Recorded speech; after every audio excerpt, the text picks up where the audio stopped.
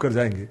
कहानी शुरू होती है सर 1 फरवरी 1986 शाम को 4:40 पर जज साहब KM पांडे साहब पूरा की पूरी केस की सुनवाई कर रहे हैं और सामने देखते हैं कि फ्लैग पोस्ट पे सुबह से एक काला बंदर बैठा है। लोग उसको मूंगफली दे रहे हैं, केला दे रहे हैं, पर वो बंदर नीचे देखने को तैयार नहीं है।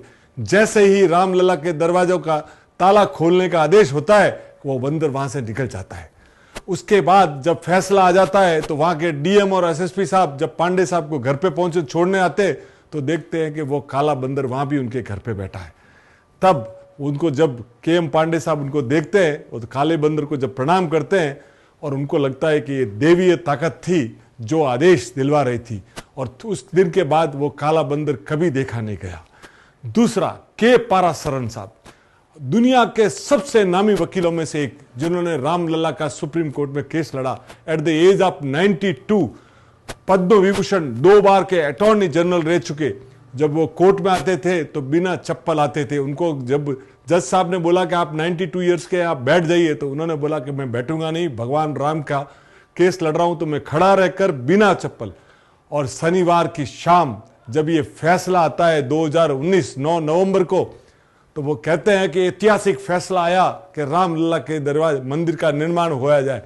तो सोमवार की शाम दिल्ली में 2nd फ्लोर पे रात को 8:45 पर 30 से 40 बंदर वहां दिल्ली में, जहां साहब रात को एक बंदर दिखाई नहीं दे, वहां 30 से 40 बंदर उनके 2nd फ्लोर के टेरेस पे आ गए। वो नाच रहे थे, खुशियां मना रहे थे। वो देख के उनके K पारासर ने बोल दिया कि ये साहब कोई देवीय शक्ति थी जो ये सब काम करवा रही थी।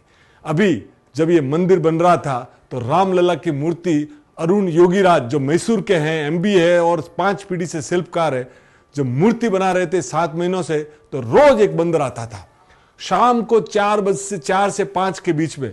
तो उन्होंने थोड़े दिन तो नोटिस नहीं लिया, बाद में देखा कि वो डेली आ रहा है तो उन्होंने ट्रस्ट कह दिया, तो उन्होंने बोला कि आने दीजिए।